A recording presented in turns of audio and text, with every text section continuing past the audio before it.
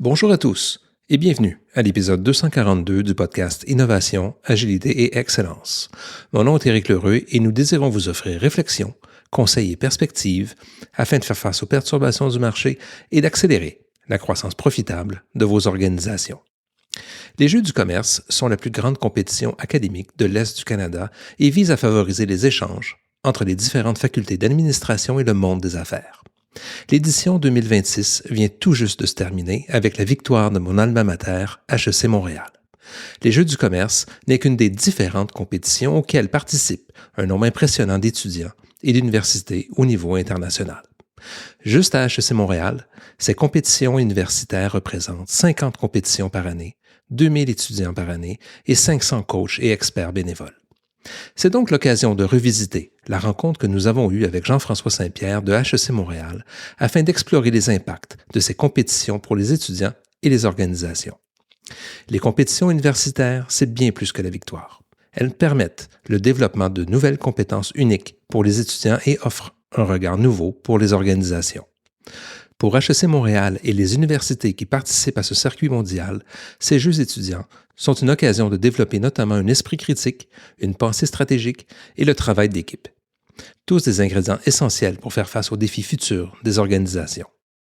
Nous explorons ce monde tout à fait fascinant en compagnie de Jean-François qui était au moment de notre rencontre directeur administratif du service des compétitions universitaires. Il nous ouvre la porte sur le processus de formation, les compétitions, les apprentissages ainsi que les impacts pour les étudiants et les organisations. On dit qu'il faut un village pour élever un enfant. C'est toute une communauté qui s'implique pour soutenir et développer les étudiants qui participent à ces compétitions. Bonne écoute.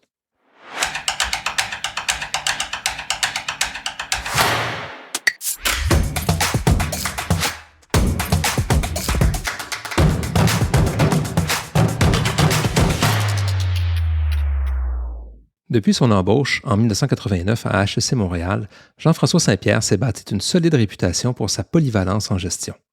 Après avoir été directeur de la librairie Coop HEC Montréal pendant 13 ans, directeur de la campagne annuelle de la Fondation HEC Montréal pendant 4 ans, ainsi que directeur des relations avec la communauté étudiante et au service étudiant jusqu'en 2020, il est devenu le directeur administratif du nouveau service des compétitions universitaires en août de la même année. La constante de ces fonctions, tous des postes qui n'existaient pas. Ils ont tous été créés sur mesure pour lui. Détenteur d'un DESS en communication marketing et d'une maîtrise en marketing, Jean-François est particulièrement allumé par la clientèle étudiante. Dans son rôle actuel au service des compétitions universitaires, Jean-François Saint-Pierre travaille étroitement avec les étudiants qui prennent part ou se préparent aux compétitions universitaires qui se déroulent tant sur la scène locale qu'internationale. Qu'ils soient personnes ressources, entraîneur, juré ou organisateur, sa présence est multidimensionnelle. Jean-François enseigne également au programme de BAA, notamment dans le cadre du programme Honor qui est réservé à une clientèle très performante en matière de résultats scolaires. C'est un très grand plaisir de recevoir Jean-François sur le podcast. Bonne entrevue.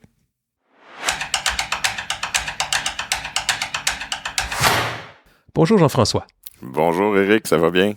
Ça va très bien. Jean-François, je suis très content de pouvoir te recevoir sur le podcast. Tu es quelqu'un de très impliqué à HEC. On te voit partout dans tout ce qui touche justement les compétitions universitaires.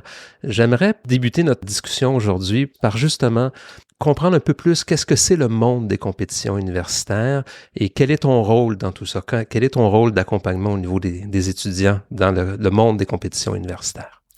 Rapidement, là, pour faire le tour de ce qu'on nomme des compétitions universitaires, il faut comprendre qu'il y a différentes formes de compétition. On parle évidemment de sujets plus de type de gestion, des compétitions de projets d'affaires, des compétitions d'études de cas d'entreprise. Et c'est là où l'activité prend son sens pour nous. Les compétitions se trouvent à être un axe de développement des compétences des étudiants qui est hyper apprécié par eux parce qu'on parle d'apprentissage expérientiel. On en reparlera éventuellement, mais pour les étudiants en gestion, il est important de pouvoir mettre les mains dedans et ce genre d'événement-là, ce genre d'activité-là permet aux étudiants de franchir un pas important entre la théorie qu'ils ont appris lors de leur formation, donc dans les premières années à l'université, et la réalité d'affaires auquel ils vont être confrontés demain. Donc, les compétitions prennent un rôle important.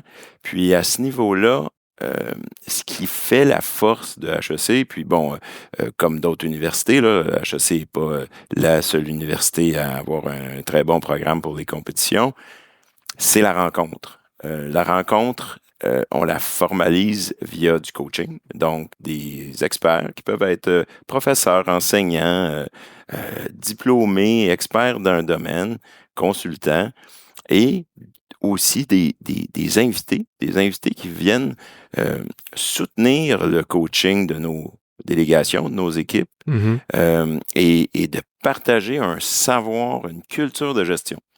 Alors, encore une fois, je reviens avec la place des compétitions. Ce qui est super intéressant dans cette dynamique-là, c'est que l'apprentissage ne se fait pas seulement pour la victoire à une compétition ou la réussite à une compétition, mais aussi un apprentissage de vie en affaires, d'une culture générale en affaires, qui n'est pas nécessairement donné dans le cadre des cours à l'université.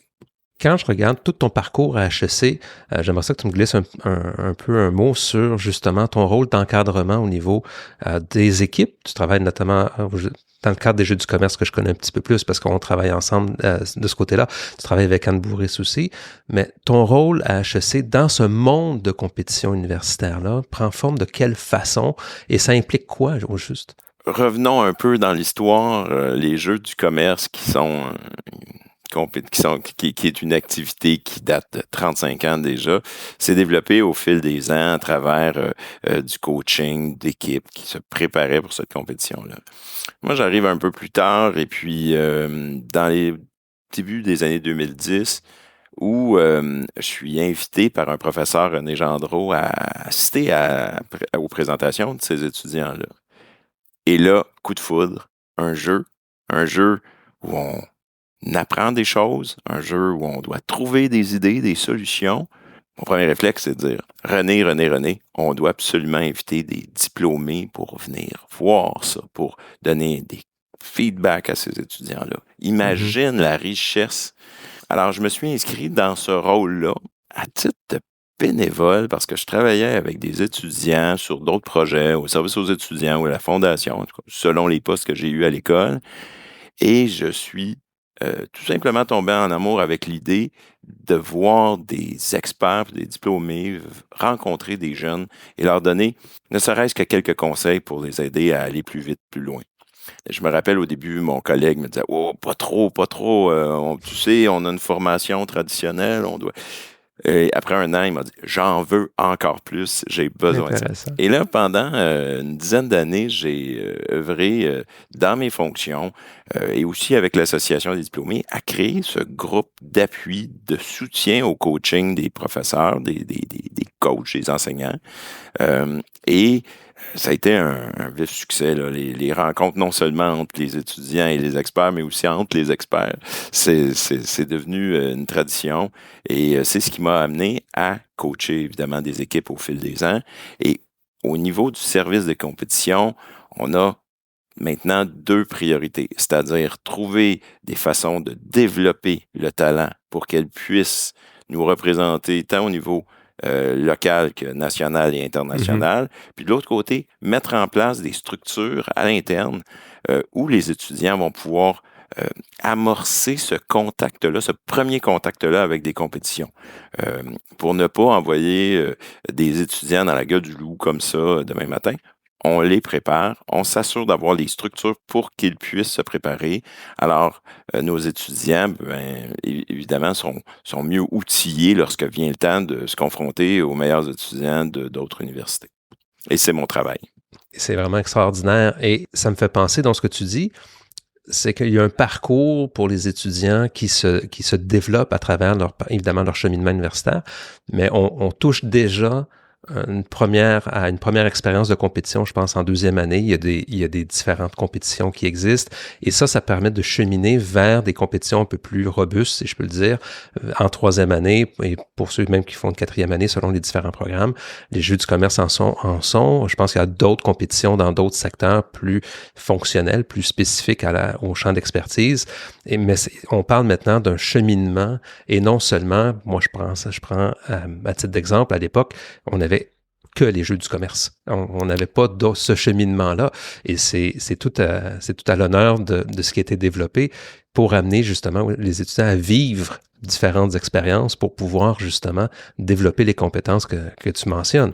Ce programme-là, sans être une structure qui est formelle en termes de développement, qui est assez flexible aussi, parce que l'offre l'est tout autant, s'ouvre finalement dès la première session. Déjà, on fait miroiter aux étudiants la possibilité de s'inscrire dans un jeu qui s'inscrit aussi dans les pratiques d'intégration des étudiants. Donc, certains le font, certains ne le font pas, mais il y a cette intégration-là dès les premiers mois de l'arrivée à l'école.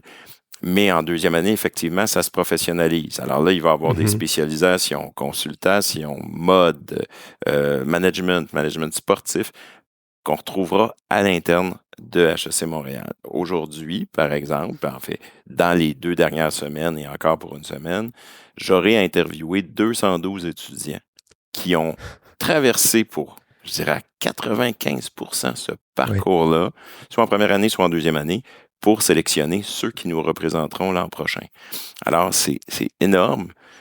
Sachant qu'une cohorte, là, grosso modo, il y a 800, 900 étudiants, la représentation qu'on obtient à chaque année est très importante. Malheureusement, on ne peut pas tous les garder avec nous. On n'a pas nécessairement les ressources ou les compétitions pour les intégrer, mais on voit la demande que les étudiants ont pour ce type d'activité. Et je vais me permettre d'amener dès maintenant un point de vue des étudiants lorsqu'on fait l'entrevue. Pourquoi? Parce qu'il y a une raison pourquoi on fait ça, la motivation. Puis la motivation, généralement, c'est d'aller plus vite, d'aller plus loin, de s'impliquer dans quelque chose d'interactif. C'est très bien. Mais lorsqu'on parle de rétroaction, parce que c'est un des messages que je passe, vous savez, pour participer aux compétitions, il faut accepter la rétroaction. Il faut être capable de l'apprendre. Elle n'est pas positive. Elle est constructive, elle est respectueuse, mais très souvent, elle sera challengeante parce qu'on va vous dire, ça ne fonctionne pas. L'introduction ne fonctionne pas. Le sens ou la décision stratégique n'est pas alignée avec l'analyse que vous faites du secteur. Peu importe. Mais il faut être capable de l'apprendre. Et la réponse des étudiants à cette question-là, à 99,5%, c'est mais oui, mais je veux faire des compétitions parce que j'en veux de la rétroaction. Je sais ce que ça donne. Et j'ajouterais une parenthèse à ça. On a beaucoup une clientèle de sportifs ou d'anciens sportifs de haut niveau qui, eux, l'ont vécu en patinage artistique, en ski, dans des activités et qui savent ce que c'est de recevoir de la rétroaction, puis parfois très négative, mais en connaissent les retombées positives. Ils savent à quel point ils ont bénéficié de ce challenge-là pour se dépasser. Ils ont appris à se dépasser, à partir. Et plusieurs me disent, je vais volontairement dans les compétitions pour avoir plus de rétroaction. Fait que je trouve ça super intéressant des jeunes de ne pas aller là en se disant, je veux montrer mes compétences. Je m'en vais là pour qu'on me dise ce que je dois te faire mieux demain pour l'être davantage compétent. Alors, je trouve que c'est super intéressant à ce niveau-là aussi. Donc, clairement, une espèce de voie rapide d'apprentissage, de feedback qui permet justement de passer à vitesse plus pour mettre en œuvre, voire appliquer qu'est-ce qu'on a appris sur les bancs et d'aller chercher, dans le fond, par ce feedback-là, des connaissances concrètes, du feedback concret qui nous permet justement de transformer cette perspective-là. Ça, c'est la perspective étudiant. Du côté HEC, de ce point de vue-là, quelle est l'importance des compétitions pour l'université et le corollaire de ça aussi, ce sera par rapport aux autres universités aussi, parce que HEC évolue pas dans un monde unique. Dans ces compétitions-là, il y a d'autres universités qui viennent. Et ce que je pense qui est intéressant et que j'aimerais avoir ton point de vue, c'est pas seulement HEC versus les universités au Canada, c'est les universités américaines, c'est les universités en Europe, il y a l'Amérique du Sud. C'est un monde en ébullition que je trouve fascinant. J'aimerais ça t'entendre un peu là-dessus. Je vais commencer par la fin. Récemment, le directeur de HEC Montréal, Federico Pazin, présentait le bilan annuel auprès de la communauté tout récemment. Il parlait des bons coups de certaines équipes, les défis que l'université rencontre. Parmi les bons coups, il était particulièrement fier de nommer que HEC Montréal, les étudiants de HEC Montréal au programme du baccalauréat, s'étaient classés 3e au monde en 2022. Dans le cadre des compétitions interuniversitaires d'études de cas. Pour lui, le message que ça envoyait, puis moi je vais ajouter une deuxième couche à ça, c'est nos étudiants sont capables d'être en compétition avec les meilleurs étudiants au monde. Pour lui, c'était un gage de succès, un gage d'excellence, c'est-à-dire la formation qu'on donne ici permet aux gens, à nos étudiants, de se démarquer. Non seulement ici, mais ailleurs. À ça, il ajoutait, et ce n'est pas seulement le travail de Jean-François, de ma collègue Anne, c'est cette communauté de diplômés et de coachs qui vient soutenir les étudiants. Et c'est ce qu'il soulignait, c'est de voir à quel point l'impact de la communauté sur nos étudiants était positif. Et c'est ce qui donne. À ça, j'ajouterais 99% de nos étudiants sont de langue francophone dès le départ.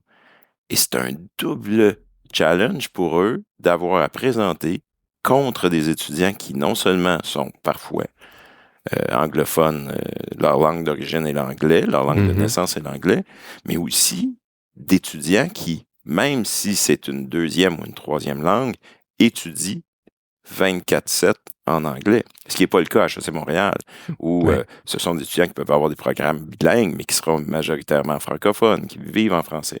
Alors, juste là, pour donner l'exemple, qu'est-ce que ça peut représenter pour HEC? Premièrement, gage d'excellence. Deuxièmement, c'est pas parce qu'on est francophone qu'on n'est pas capable de se démarquer dans un milieu anglophone, dans un monde anglophone. Et quand je dis 3e au monde, on parlait tout à l'heure de la dimension locale, de compétition interne ou locale. On va grimper à un niveau national. Donc, je parlais plutôt des Jeux du commerce. On va affronter les universités du Québec, de l'Ontario, des Maritimes. Il y a la même compétition qui se fait aussi au Canada, à l'ouest et au centre du Canada. Et maintenant, on se retrouve parmi les grandes universités qui soient, tu le disais, américaines, asiatiques, européennes, et même parfois qui viennent de l'Océanie. Et on en a qui arrivent de Beyrouth. On a de nouvelles universités qui se joignent à nous. Donc, c'est un phénomène qui est mondial. On a plus de, je dirais, 50 à 60 grandes universités qui participent à ces compétitions-là régulièrement. D'autres moins, mais il y en a un bon bassin qu'on retrouve très souvent un peu partout à l'étranger. Et c'est très riche. C'est très riche parce que tous les gens qui s'unissent dans le cadre de ces compétitions-là déterminent que c'est un élément de formation essentiel. On rencontre ce qu'on appelle les recteurs ou les deans des études, les directions des institutions qui sont ravis d'accueillir aussi les étudiants de partout à travers le monde pour, évidemment, faire découvrir leur université, mais surtout voir ce talent-là s'épanouir à travers des rencontres, encore une fois, à travers des défis et un jeu qui réunit tout le monde. C'est vraiment un beau projet, puis ce n'est pas qu'ici qu'on soit à RSM Rotterdam qui ont été les grands champions, les universités de Singapour qu'on voit régulièrement. Bon, évidemment, là, je parlais des Pays-Bas, mais il y a des compétitions partout dans le monde, à part quelques exceptions où on a moins de participation en Afrique ou en Amérique du Sud. On voit des gens vraiment partout organiser ces compétitions-là. Et parlons d'encadrement, justement. D'encadrement des étudiants, le développement des équipes. Tu parlais notamment tantôt l'encadrement qui vient de l'extérieur de l'université, des anciens qui viennent coacher, qui viennent supporter dans le processus. Il y a l'encadrement qui est plus formel aussi à l'université. J'aimerais un peu plus savoir comment ça fonctionne pour les auditeurs, comment justement se déroule le parcours formateur des étudiants qui aboutissent au final en compétition. On commence où? Ça progresse comment? Et ça s'achève comment dans tout ce parcours-là? En fait, idéalement, il ne s'achève jamais parce qu'on peut garder nos étudiants toujours auprès de nous Oui. et une fois diplômés. Mais essentiellement, comme je le disais, on aura des activités qui vont être organisées dès l'entrée au baccalauréat, par exemple. Ou là, je dis le baccalauréat parce que c'est le programme où on a le plus de compétition. Mais il y a également ça au MBA, à la maîtrise, en moins grand nombre, mais ça existe quand même. Tout à fait. C'est sûr que le modèle du baccalauréat est plus fréquent. Alors, dès la première année, des compétitions d'intégration où ce sur quoi on mise d'abord et avant tout, ce sont les rétroactions qui seront données aux participants. On ne veut pas une compétition où les juges présents n'expliquent pas les raisons de leur choix.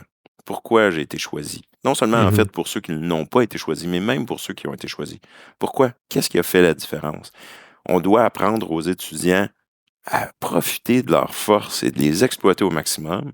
Et je dis toujours l'expression anglaise downtoner, réduire le son des éléments qui ne sont pas nécessairement leur force. Comment on fait pour éliminer ces irritants-là, puis d'augmenter le son des éléments qui sont très positifs? C'est un travail qui n'est pas simple, puis on veut évidemment que les étudiants puissent gagner des points sur des éléments où ils sont moins forts. Là. L'idée n'est pas de juste... mais de s'assurer qu'ils misent sur leurs compétences et leurs talents plutôt que d'essayer seulement de corriger leurs faiblesses. Fait que rapidement, là, dans ce parcours-là, c'est vers quoi on va tendre. Et là, ce qui est bien, c'est que souvent, pour parler à ces jeunes-là, on ne veut pas nécessairement les confronter à un panel d'experts dont la carrière est infinie et qui sera trop intimidante ou qui va avoir un écart. Donc, on va aller chercher souvent nos jeunes diplômés qui ont 1 année, 2 années, 3 années en bureau, en cabinet, dans leur fonction, pour revenir et parler à ces étudiants-là. Rapidement, pour un jeune de première année, quelqu'un qui a 6 ans de plus vieux que lui, là, c'est un adulte. C'est quelqu'un qui a réussi. Il y a déjà un gap important entre ce qu'ils souhaitent devenir et ce qu'ils sont présentement. Donc, on voit là déjà et c'est moins intimidant. Et plus ils vont avancer, plus on va augmenter ce niveau-là en termes de rétroaction. Donc, la minute où ils ont fait ces compétitions internes-là, qu'ils ont appris davantage de leurs erreurs, compris quelles étaient leurs forces, nous, on les insère au programme une fois qu'ils seront sélectionnés, comme je le disais, là, à travers les entrevues qu'on fait. On leur assigne dès lors un coach. Et là, c'est ce travail-là qui s'exerce la plupart du temps sur une période de 10, 12, 15 semaines. Donc, avec des répétitions régulières, que ce soit pour mieux faire une approche, une analyse, mieux comprendre les facteurs de succès d'une organisation ou d'une industrie, de bien comprendre les tâches à accomplir pour soutenir l'organisation dans son... Donc, à chaque semaine, on revoit cet exercice-là de différentes facettes, soit par la pratique d'un cas, soit par, évidemment, des pratiques très spécifiques pour mieux saisir les enjeux d'une organisation. Et graduellement, là, on développe à travers la rétroaction non seulement des coachs, mais des experts vedettes qui viennent 1 fois par mois, 2 fois par mois.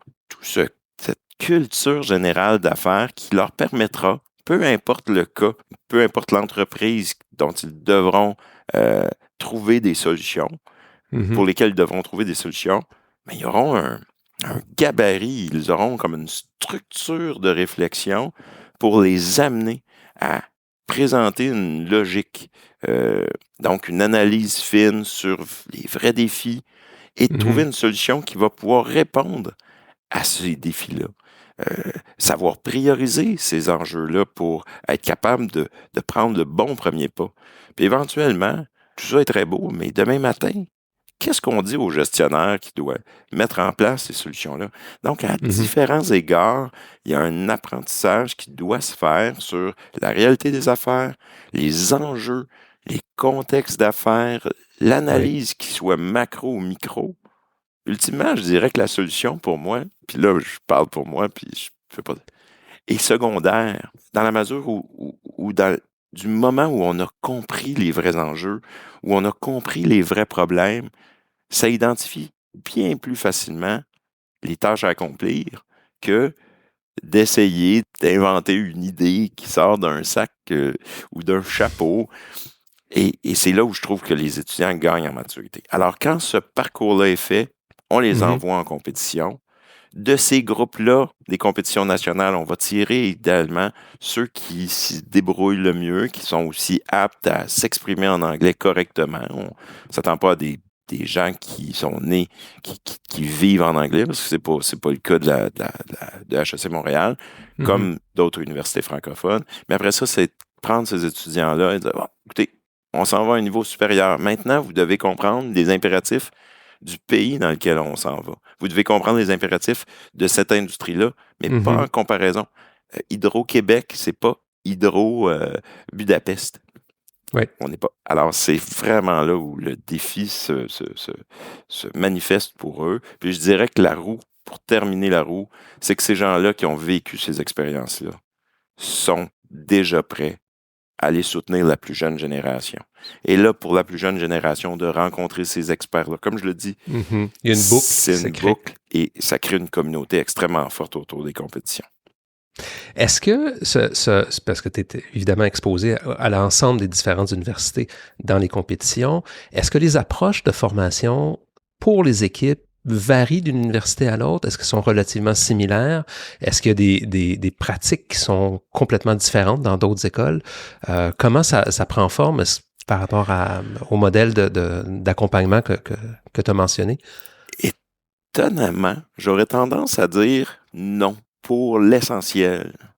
Puis, c'est pareil pour l'essentiel qui se trouve à faire une analyse rigoureuse du contexte de l'industrie. Je ressens à chaque fois que j'écoute une autre équipe d'une autre université, parce qu'on a l'occasion, moi, en fait, je me nourris comme ça, c'est de regarder que fait, puis là, je veux pas dire l'adversaire, parce qu'on n'est pas en guerre ouverte contre ces universités-là, mais nos concurrents dans cet exercice-là, je donne un exemple tout simple. J'assistais à une présentation de l'université Nanyang tout récemment à Maastricht. Parmi les voyages là, qu'on fait en compétition. Et dès le début, ils cherchaient à établir quels indicateurs de performance seraient importants pour eux. Pour s'inspirer, ils allaient chercher des indicateurs de performance d'industrie ou des Gartner de ce monde pour tel type d'industrie ou pour une autre. Et à chaque fois, ils expliquaient d'où venaient les KPI, les indicateurs de performance liés à différents guides, différentes industries.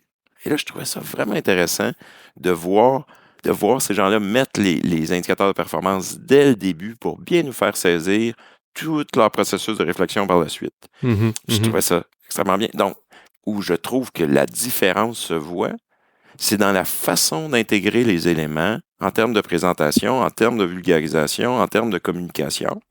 Bon, je ne voudrais pas séparer les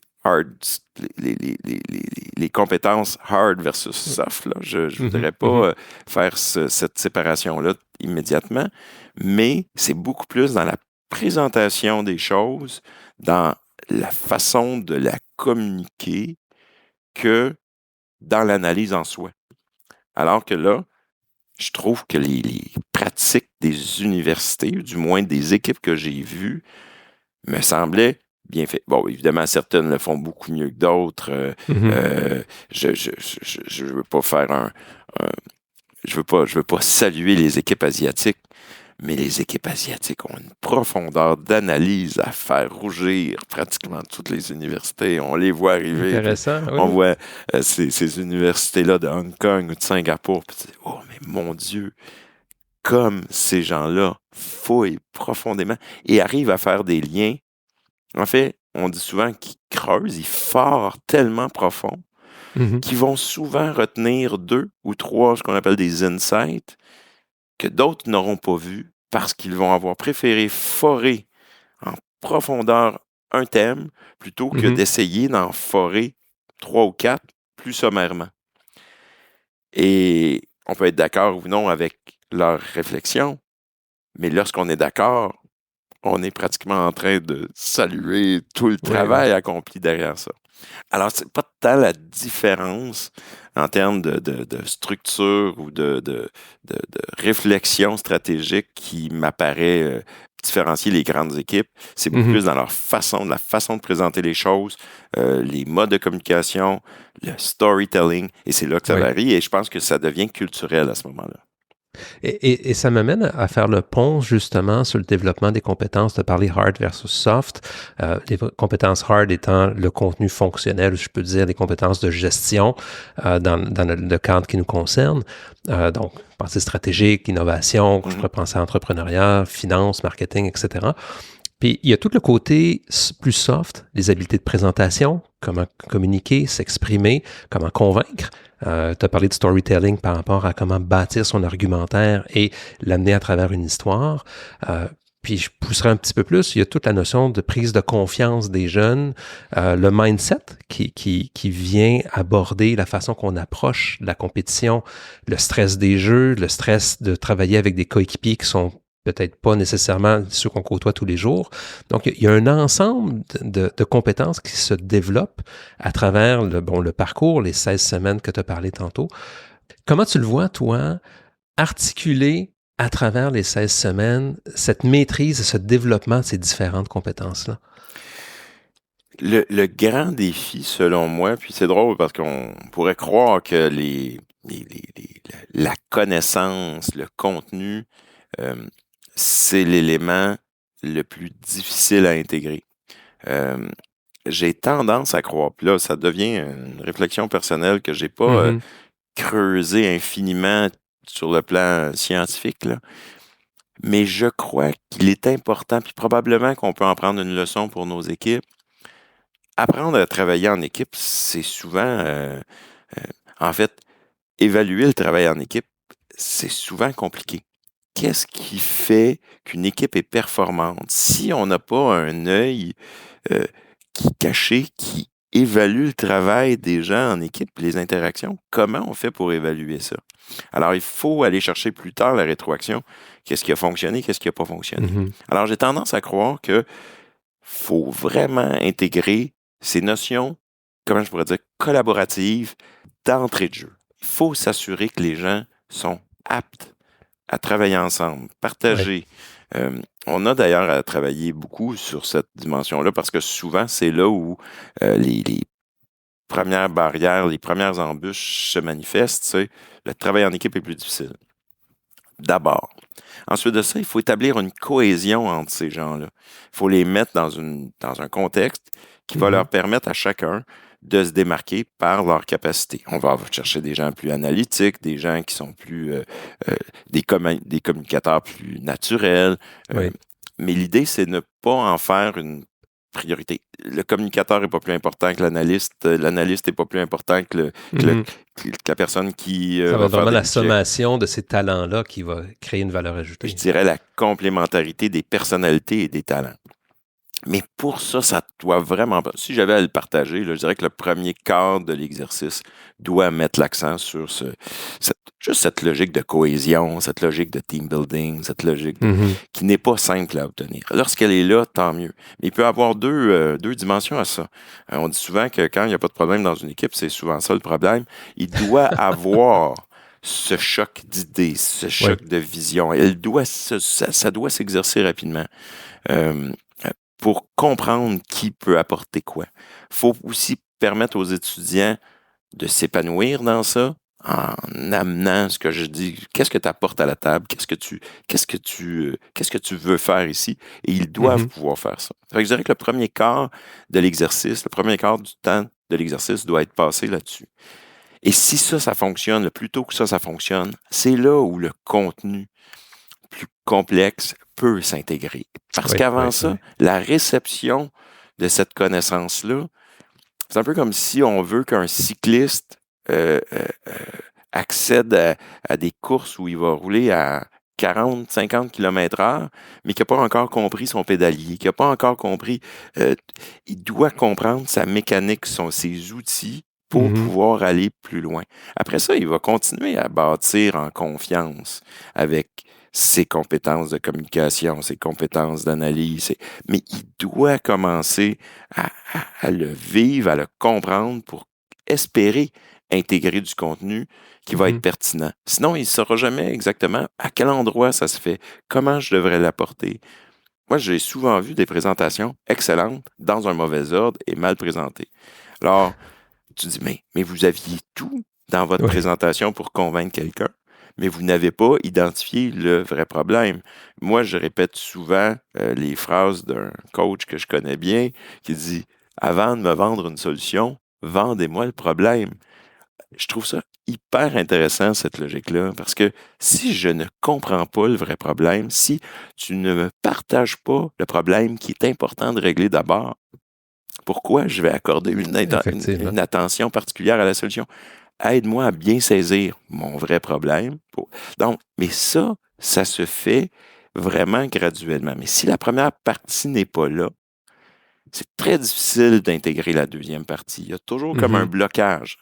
Oh, c'est plus difficile. Et là, étape par étape, je pense qu'on peut aller plus loin. Mais pour l'avoir exercé, puis on l'a exercé ensemble, il faut focaliser sur les capacités d'analyse et de compréhension d'une industrie avant d'espérer pouvoir trouver des solutions, implanter des solutions, mesurer des retombées.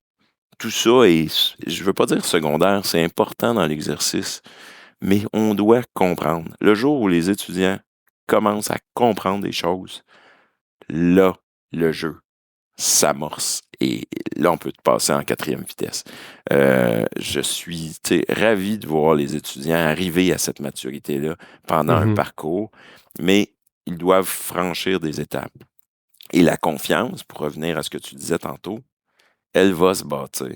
Elle va se bâtir si on voit qu'on a réussi à accomplir la première tâche attendue. On a une cohésion. La deuxième tâche, on a réussi à faire une analyse qui était décente. On a compris le vrai problème. 3, on a commencé à pouvoir développer des pistes de solutions. Parce qu'avant même de choisir une solution, il faut être capable d'en comparer. Et là, le gain en confiance se fait. Il y a des gens qui, naturellement, sont confiants dans la vie, et tant mieux pour eux, je les salue, là, c'est pas le cas pour tous. Mais à chaque étape, on doit toujours, puis ça, c'est le travail du coach, de faire prendre conscience aux étudiants d'où ils viennent, de l'étape qu'ils ont franchie, des acquis qui sont nouveaux. Moi, je m'appelais toujours à dire à mes étudiants en fin de parcours, prenez donc 5 minutes pour aller voir votre vidéo que vous avez produite il y a peut-être 4 mois. Et voir la différence. Venez voir. Ils regardent la vidéo, puis ils sont là, oh, c'était pas beau. Ils s'épanouissent tellement à travers ça que demain, ces gens-là arrivent sur le marché du travail, arrivent en entrevue, rencontrent des consultants. Oh, ils sont, je ne veux pas dire qu'ils sont devenus quelqu'un, ils étaient déjà quelqu'un, mais ils sont devenus quelqu'un qui comprend ce qu'il devra faire demain pour réussir et qui est prêt, qui a il y a les outils maintenant pour apprendre. Il a appris à apprendre. Ce qu'une classe qui n'est pas expérientielle ne permet pas. On apprend des théories, mais on n'apprend pas à les utiliser, à s'en servir dans un contexte d'affaires. Dans le cadre des compétitions, c'est justement cette complémentarité-là. Les acquis, on les met en œuvre. Et ça, j'ai pas de mots pour dire à quel point tous ceux qui passent à travers ce parcours-là n'ont que de bons mots à dire. Moi, j'ai eu le privilège de faire un peu mon mémoire de maîtrise sur ce sujet-là. Et la création de valeur pour ces gens-là est incroyable parce que ils ont réussi à obtenir des postes, des responsabilités toujours plus rapidement au sein des organisations. Leur intégration a été beaucoup plus facile pour les employeurs. Il y a plein de bénéfices à ça qui vont bien au-delà de un résultat universitaire Tout à fait. noté. Ben oui. Moi, ce que je retiens de ce que tu dis, et j'aimerais ça explorer justement le volet que tu parles, mais ce que je retiens de ce parcours-là en termes de compétences, c'est que on gagne en perspective. Au lieu de sauter immédiatement sur la solution, ça nous permet d'évaluer peut-être que c'est pas la solution la plus évidente qui est la plus appropriée. Il y a peut-être une sélection à faire dans les différents outils qui nous permet de bâtir une solution qui, en bout de ligne, est nettement plus valorisante pour trouver la solution au cas, au problème ou à l'enjeu de l'organisation. Et cette capacité à prendre cette nuance-là, pour l'avoir travaillé ensemble avec différentes cohortes d'étudiants, c'est ce gain-là est complètement différent entre le vidéo de la première fois, de la première semaine, et la semaine 12, 13, 14, 15, où est-ce qu'on est beaucoup plus en nuance, on est beaucoup plus articulé, on est capable de prendre le meilleur de différentes composantes et de créer une solution tout à fait originale pour justement le cas qui est très, très, très spécifique. Et ça, comme tu l'as dit tantôt, on n'a pas le temps de voir ça sur les bancs d'école dans une classe de 60-70 et de l'appliquer de cette façon-là. Il y a aussi des paradigmes d'enseignement qui... puis, je suis pas sûr que c'est seulement lié à l'enseignement, mais à la théorie de gestion aussi. Le réflexe d'un étudiant sera d'abord de vendre plus à une nouvelle clientèle demain. Réflexion, ben oui, c'est évident. On va vendre plus de tel produit ou de tel service à cette clientèle-là qui ne nous connaît pas. Voilà. C'est pas compliqué. Et rapidement, dans les étapes qu'ils vont franchir, vont commencer à s'intéresser au coût, aux structures de personnel, à la valeur non seulement du produit, mais à la valeur de l'action. Mm-hmm. Ils vont regarder un panorama d'autres éléments qui, eux aussi, ont été enseignés pendant leur classe à différents endroits, mais ils vont arriver à prendre ça et de dire, OK, c'est ça mon tableau de bord. C'est pas je vends plus. Oh, j'ai déjà des actifs, j'ai déjà des clients, j'ai une histoire de marque, j'ai des partenariats qui existent. OK, attends une minute. Comment je fais pour exploiter ce que j'ai déjà d'abord? Ensuite de ça, comment je vais faire pour bâtir à partir de ce que j'ai déjà? Et là, ça vient. Je pense que c'est là où on voit cette maturité-là. J'ai un étudiant qui me disait récemment, on a été dans une compétition de cas, puis tout le monde était en train de trouver justement de nouvelles clientèles, nouveaux marchés. Nous, on a proposé un projet pour réduire les coûts. On a gagné. J'ai comme, parfait. Vous avez saisi le problème de l'organisation qui, essentiellement, veut avoir une meilleure rentabilité. Voilà. Donc, les impacts pour les étudiants, je pense que c'est très clair, autant pour HEC que pour les anciens qui reviennent dans la loupe, que ce soit des anciens avec beaucoup d'années d'expérience ou les diplômés plus récemment. Pour les organisations, tu as dit tantôt, ceux qui ont passé à travers l'exercice ont une progression de carrière qui est différente, plus rapide. Pourquoi qu'une organisation doit porter attention justement à ce qui se fait au Jeux du commerce, soit au Jeux du commerce ou les autres compétitions, là, autant en tant que sponsor, parce que dans certains cas, certains sont sponsors soumettent des cas pour les Jeux, d'autres vont aller chercher des étudiants qui vont embaucher finalement des étudiants qui ont passé à travers ces filières-là. Qu'est-ce que ça apporte aux organisations? Je dirais qu'il y a les organisations et les gens dans les organisations qui s'intéressent aux compétitions pour certaines raisons. Je dirais que la partie visibilité, vitrine commerciale, oui, mais on est vraiment dans une dynamique de marque employeur, de recherche de candidats, des candidats qui sont formés, qui ont déjà une tête qui est bien faite parce qu'ils ont tous été à l'université, mais en plus prête à réagir parce que ce parcours des compétitions-là vient donner le ton à la candidature d'un de nos étudiants qui y participe. L'employeur, il voit d'abord quelqu'un qui a levé la main, quelqu'un qui a décidé de s'engager pour parfaire sa connaissance par une activité très souvent extracurriculaire. C'est beaucoup de temps aussi. Il ne faut pas penser que, ce genre de parcours-là, on n'a peut-être pas d'examen de fin de session, mais on a un examen de mi-session 12 semaines pendant le semestre. Là. Fait qu'il y a un examen à chaque semaine. Là. Il y a pas, donc, ce sont des gens qui ont levé la main. D'autre part, donc pour eux, une clientèle déjà motivée, engagée, qui a choisi elle-même de se challenger pour bâtir ses compétences. Mhm. Quelle organisation ne souhaiterait pas avoir dans ses rangs quelqu'un qui, dans sa vie, veut s'améliorer, quelqu'un qui veut apprendre, puis quelqu'un qui a appris à apprendre par sur quoi. Ceci étant dit, d'autre part, ce que j'aime beaucoup de voir des organisations, puis même des coachs, parce que tu disais tantôt pour des diplômés, mais pour des coachs et des diplômés, c'est d'être en contact avec cette nouvelle génération-là constamment. De voir c'est quoi leurs habitudes, c'est quoi leur façon de penser.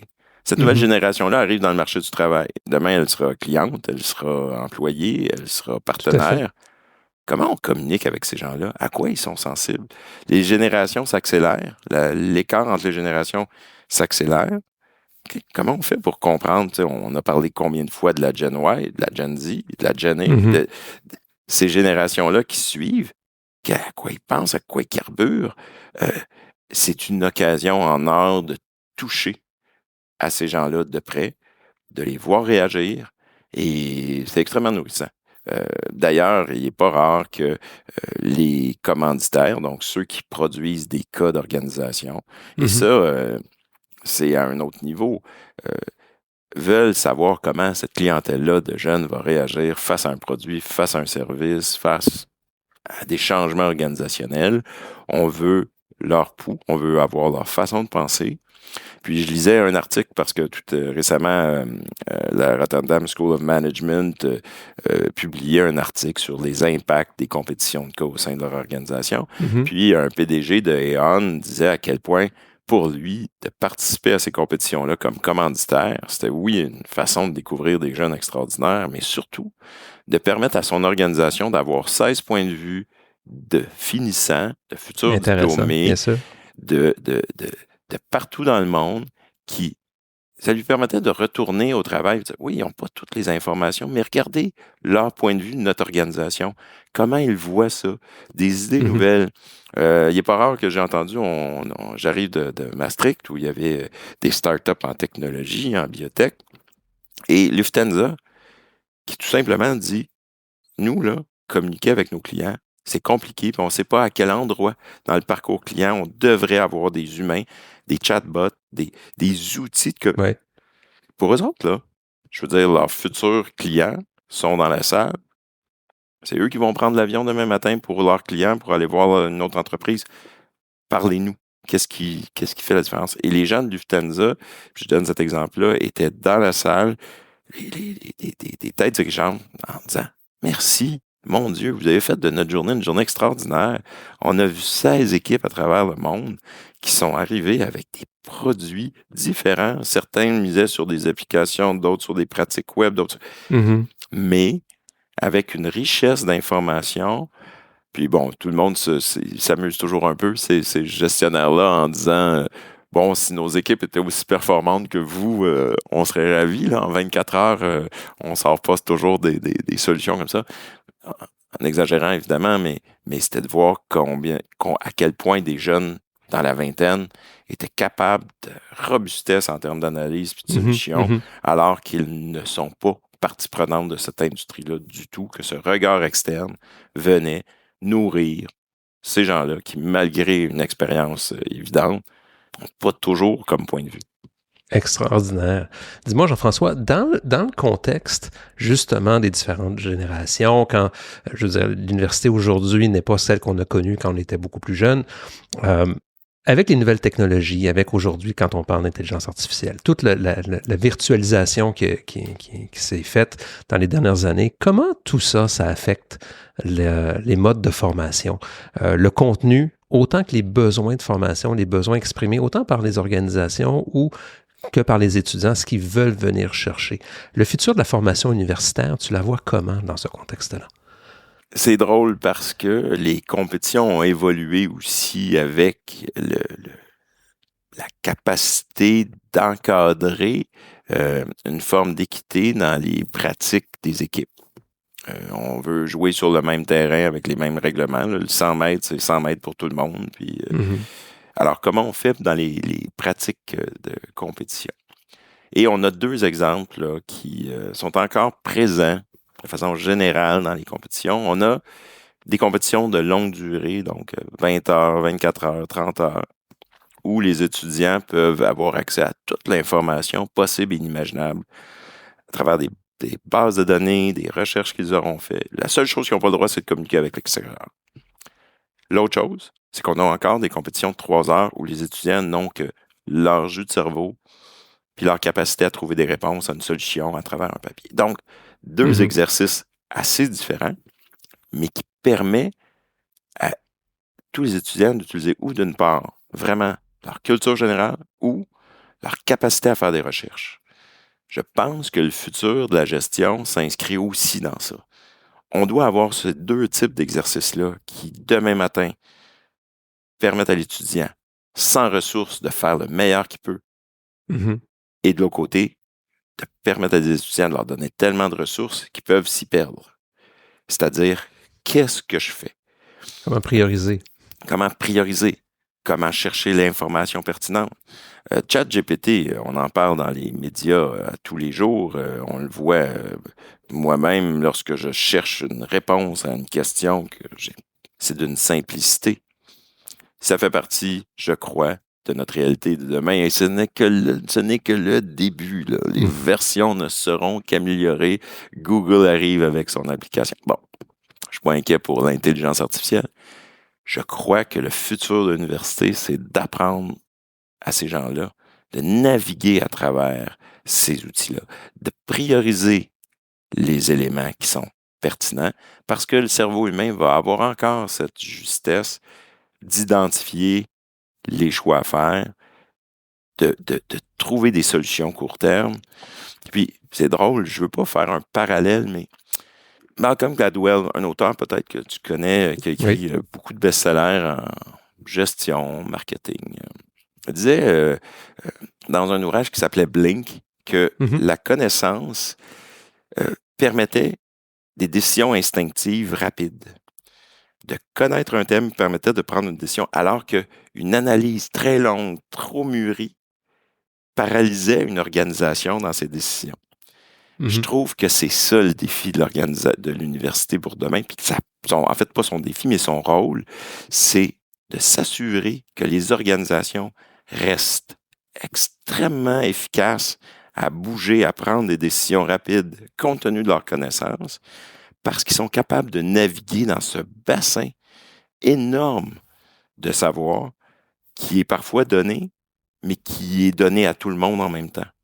Alors, ce cherry-picking-là pertinent va faire, selon moi, la différence pour les organisations. Et c'est là que l'université doit préparer sa relève à faire face à ça. Parce qu'on pourrait avoir 300 heures devant nous, mais si on n'en a que 20, si on n'en a que 10, on fait quoi? Donc, toute la notion de pensée critique, gagner en perspective, apprendre à penser, apprendre à mettre de la perspective, à prioriser tous des éléments, je pense, qui, peu importe les modes d'automatisation, d'information qui existent ou qui vont continuer à se développer, il faut être capable de faire la part des choses, puis d'être capable de regarder ce qu'on nous propose et de dire, est-ce que ça tient la route? Est-ce que c'est complet? Est-ce qu'il manque quelque chose? Est-ce qu'il manque tel angle? Cette capacité critique-là va être encore plus importante parce que sinon, c'est le syndrome de la boîte noire qui va s'imposer. Tout le monde va arriver avec la même réponse. On ne prend pas de meilleures décisions de cette façon-là. Et c'est je pense que ce que tu mets en valeur, le rôle de l'université est d'amener ce mode de perspective-là et de pensée critique qui est tout à fait à point, là, surtout dans la vitesse auquel les transformations se font là, dans les années à venir et présentement aussi. Trouver son chemin dans ces bases de données, ces banques d'informations, ces sites web infinis, ces applications d'intelligence artificielle, c'est ça le défi demain. Comment je m'y retrouve? Dis-moi, Jean-François, mot de la fin. Un conseil pour un étudiant qui nous écoute, puis je te dirais le corollaire, un conseil pour un dirigeant qui nous écoute, à la lumière de tout ce qu'on a parlé. Je crois que l'étudiant qui souhaite se démarquer demain, qui souhaite prendre sa place, doit absolument apprendre à mettre en valeur sa compétence unique. Son UPS, il doit le développer. Aujourd'hui, on aura des gens demain, on aura des gens qui vont être spécialisés dans plein de choses. Toi, qu'est-ce que tu amènes à la table? Qu'est-ce qui te permet de te distinguer? Ou tu deviens un atout pour l'équipe, pour l'organisation, pour ton industrie. Moi, je pense que l'étudiant, s'il comprend ça, il est outillé pour se démarquer demain. Et il doit le développer dès maintenant. Fait que mon conseil, c'est développe ta proposition unique, développe ta proposition de valeur qui t'est propre. Oui. Du côté du dirigeant, moi, je pense qu'ils doivent nécessairement... encore une fois, tu sais, je travaille à HEC depuis 34 ans. J'ai eu le privilège d'en rencontrer plusieurs. C'est d'être encore plus ouvert aujourd'hui à cette génération-là qui arrive.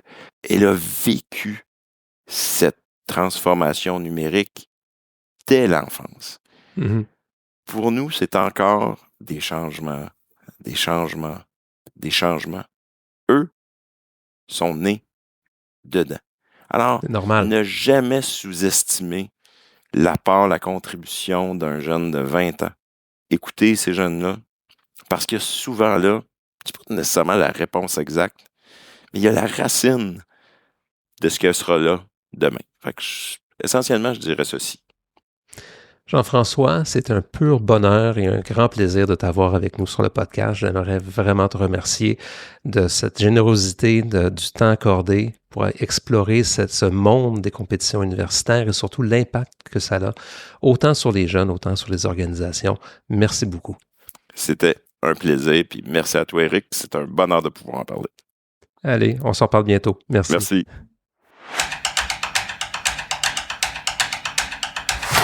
Ce que je retiens de cette rencontre fascinante, c'est l'impact significatif des compétitions sur le développement des étudiants. Pensons au cheminement et au développement de l'ensemble des nouvelles compétences.